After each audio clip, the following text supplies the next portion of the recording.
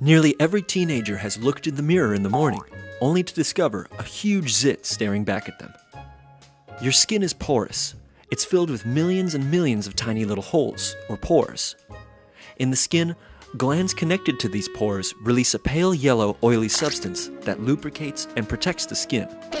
This oily substance, called sebum, is one of the main causes of acne.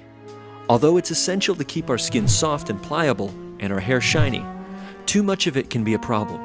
Especially in teenagers, large levels of a sex hormone called testosterone are produced, which causes the skin to release a lot of sebum. Sometimes, this excess sebum can clog up the pores.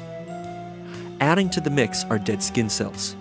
A total of about 30,000 skin cells are shed every hour. A lot of these skin cells are shed inside the pores themselves. A blocked skin pore also contains bacteria. They feed off dead skin cells and the clogged sebum within the pores, producing toxins that damage the lining of the pores. As these bacteria grow and multiply, they invade the area surrounding the pore, which can lead to a bacterial infection. A blocked pore initially turns red because blood rushes to the site, which is one of the ways our bodies respond to infections. Then, white blood cells, a type of blood cell responsible for fighting infection, destroy bacteria, build up below the surface of the skin, and eventually die. These dead white blood cells, along with dead skin cells and some bacteria, form a white liquid known as pus. A pimple forms when the excess oil and dead skin cells clog up and block the opening of the pore. This type of pimple is called a whitehead.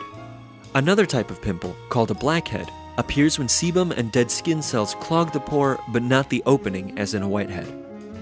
While the pore is clogged, its surface remains open. These pimples appear black because melanin in the dead skin cells reacts with oxygen from the air, which changes the melanin's color from brown to black. Washing your face with soap and water several times a day is a good way to minimize acne.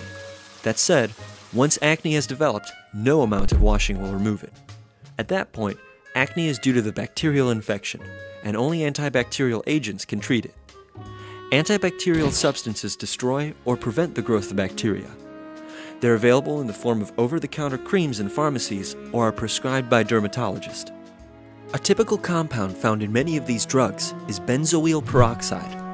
This molecule has a very weak oxygen-oxygen bond, so when it reacts with the molecules in bacteria, it's broken down into benzoyl radicals. The presence of an unpaired electron makes the benzoyl radical very reactive.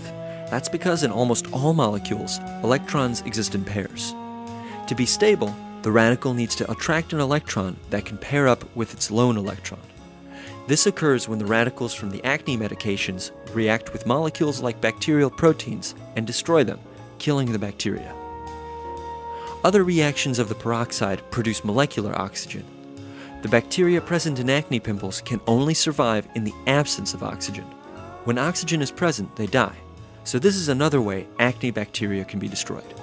Now that you know the science behind gross stuff like acne and bad breath, hopefully they won't seem so nasty anymore. After all, it all just boils down to chemistry.